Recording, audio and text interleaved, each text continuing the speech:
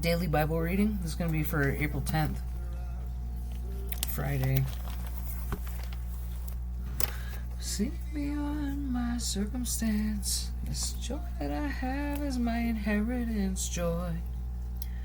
This is the joy of the Lord. Okay, Friday is day 169. Let's get into the word. Okay, the death of Eli. 1 Samuel 4:12 through 22. A man from the tribe of Benjamin ran from the battlefield and arrived at Shiloh later that same day. He had torn his clothes and put dust on his head to show his grief. Eli was waiting waiting beside the road to hear the news of the battle. For his heart trembled for the safety of the ark of God. When the messenger arrived and told what had happened, an outcry resounded throughout the town. What is all that noise about? Eli asked. The messenger rushed over to Eli, who was 98 years old and blind. He said to Eli, I have just come from the battlefield. I was there this very day. What happened, my son? Eli demanded. Israel has been defeated by the Philistines, the messenger replied. Ouch. Okay, ouch. The people have been slaughtered, and your two sons, Hophni and Phinehas, were also killed, and the ark of God has been captured. When the messenger mentioned what had happened to the ark of God, Eli fell backward from his seat beside the gate. He broke his neck and died, for he was old and overweight. He had been Israel's judge for 40 years. Eli's daughter-in-law, the wife of Phinehas, was pregnant and near her time of delivery. When she heard that the ark of God had been captured and that her father-in-law and husband were dead, she went into labor and gave birth. She died in childbirth, but before she passed away, the midwives tried to encourage her. Don't be afraid, they said. You have a baby boy. But she did not answer or pay attention to them. She named the child, of which means, where is the glory? For she said, Israel's glory is gone. She named him because the ark of God had been captured and because her father-in-law and husband were dead. Then she said, the glory has departed from Israel, for the ark of God has been captured. The ark in Philistia. 1 Samuel 5:1 through 12. After the Philistines captured the ark of God, they took it from the battlefield, or from the battleground at Ebenezer to the town of Ashdod. They carried the ark of God into the temple of Dagon and placed it beside the idol of Dagon. But when the citizens of Ashdod went to see it the next morning, Dagon had fallen with his face to the ground in front of the ark of the Lord. So they took Dagon and put him in his place again. But the next morning, the same thing happened. Dagon had fallen face down before the ark of the Lord again. This time, his head and hands had broken off and were lying in the doorway. Only the trunk of his body was left intact.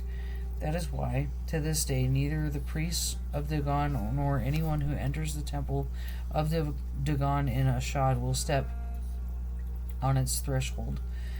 Then the Lord's heavy hand struck the people of Ashdod and nearby villages with a plague of tumors.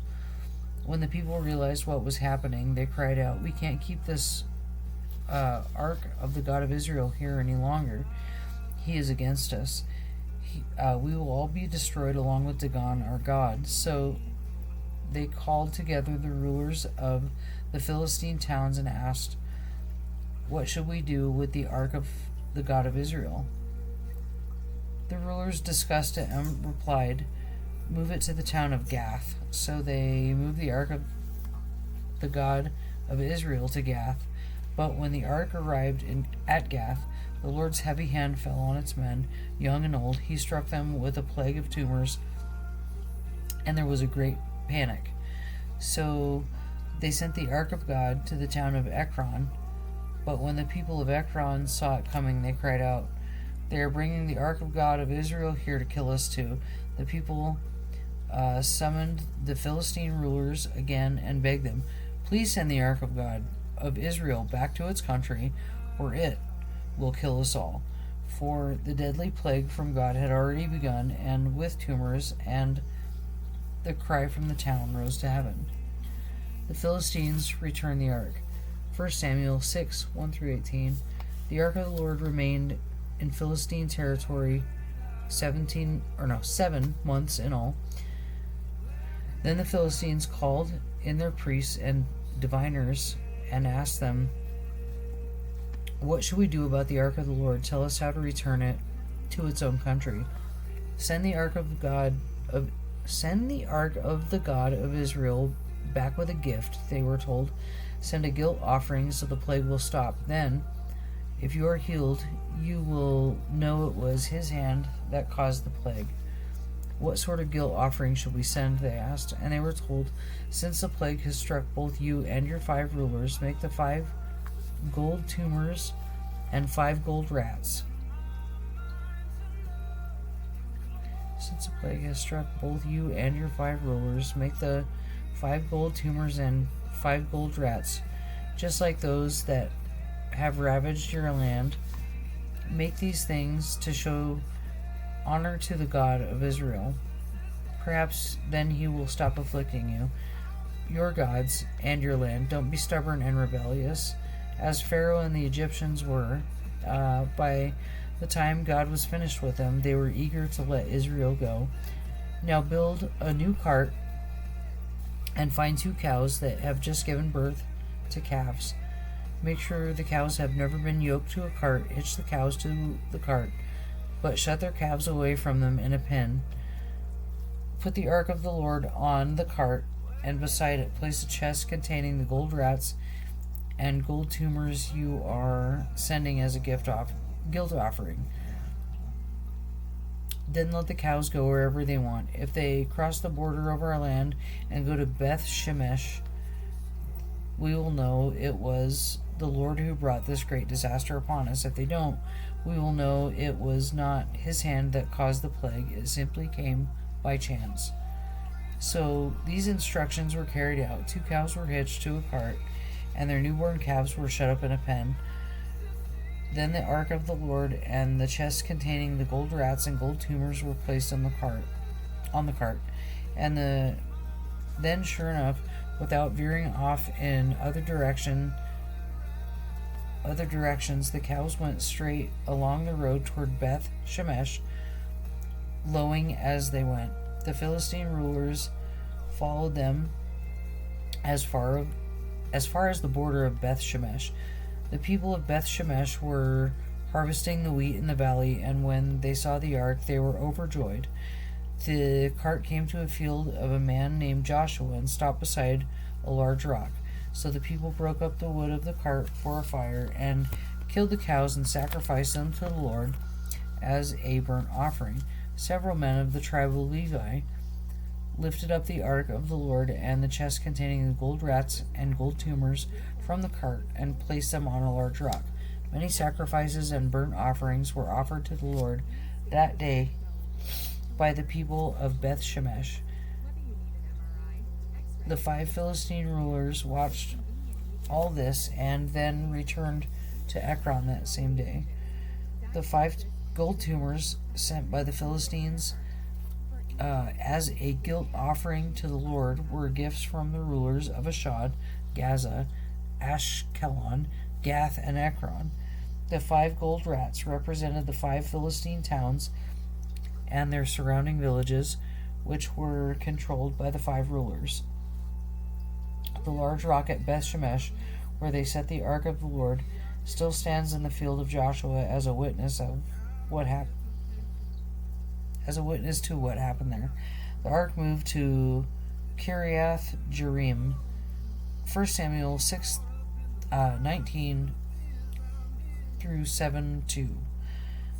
But the Lord killed 70 men from Beth Shemesh because they looked into the ark of the Lord, and the people mourned greatly because of what the Lord had done. Who is able to stand the presence of the Lord, this holy God? They cried out, Where can we send the ark from here? So they sent messengers to the people at Kiriath Jearim and told them, The Philistines have returned the ark of the Lord. Come here and get it.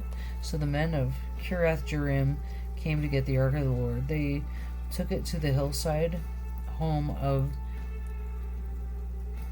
Abinadab and ordained Eliezer, his son, to be in charge of it. The ark remained in Kiriath Jearim for a long time, 20 years in all. During that time, all of Israel mourned because it seemed like the Lord had abandoned them. Samuel leads Israel to victory. 1 Samuel 7, 3 through 17. Then Samuel said to all the people of Israel, If you are really serious about wanting to return to the Lord, get rid of your foreign gods and your images of Ashtaroth. Determine to obey only the Lord, and he will rescue you from the Philistines. So the Israelites got rid of their images of Baal and Ashtaroth and worshipped only the Lord. Then Samuel told them, Gather all of Israel to Mizpah, and I will pray to the Lord for you. So they gathered at Mizpah and said, in a great ceremony, drew water from the well and poured it out before the Lord. They also went without food all day and confessed that they had sinned against the Lord. It was at Mizpah that Samuel became Israel's judge. When the Philistine rulers heard that Israel had gathered at Mizpah, they mobilized their army and advanced. The Israelites were badly frightened when they learned that the Philistines were approaching. Don't stop pleading with the Lord our God to save us from the Philistines, they begged Samuel. So Samuel took a young lamb and offered it to the Lord as a whole burnt offering. He pleaded with the Lord to help Israel, and the Lord answered him. Just as Samuel was sacrificing a burnt offering, the Philistines arrived to attack Israel. But the Lord spoke with a mighty voice of thunder from heaven that day, and the Philistines were thrown into such confusion that the Israelites defeated them. The men of Israel chased them from Mizpah to a chase below Beth-kar, slaughtering them all the way. Samuel then took a large stone and placed it between the towns of Mizpah and Jeshanah. He named it Ebenezer, which means the stone of help, for he said, Up to this point the Lord has helped us. So the Philistines were subdued and didn't invade Israel again for some time.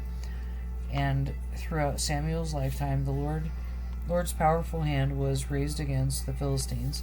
The Israelite villages near Ekron and Gath that the Philistines had captured were restored to Israel, along with the rest of the territory that the Philistines had taken. And there was peace between Israel and the Amorites in those days. Samuel continued as Israel's judge for the rest of his life. For each year he traveled around, setting up his court first at Bethel, then at Gilgal, and then at Mizpah. He judged the people of Israel at each of these places. Then he would return to his home at Ramah, and he would hear cases there too. And Samuel built an altar to the Lord at Ramah. Israel requests a king. As Samuel grew old, he appointed his sons to be judges over Israel. Joel and Abijah, his oldest sons, held court in Beersheba, but they were not like their father, for they were greedy for money. They accepted bribes and perverted justice. Finally, all the elders of Israel met at Ramah to discuss the matter with Samuel. Look, they told him, you are now old and your sons are not like you. Give us a king to judge us like all the other nations have. Samuel was displeased with their request and went to the Lord for guidance. Do everything they say to you, the Lord replied, for it is me they are rejecting, not you. They don't want me to be their king any longer. Ever since I brought them from Egypt, they have continually abandoned me and followed other gods, and now they are giving you the same treatment. Do as they ask, but solemnly warn them about the way the king will reign over them. Samuel warns against a kingdom. So Samuel passed on the Lord's warning to the people who were asking him for a king. This is how a king will reign over you, Samuel said. The king will draft your sons and assign them to his chariots and charioteers, making them run before his chariots. Some of them will be generals and captains in his army. Some will be forced to plow his fields and harvest his crops, and some will make his weapons and chariot equipment. The king will take your daughters from you and force them to cook and bake and make perfumes for him. He will then take away the best fields and vineyards and olive groves and give them to his own officials.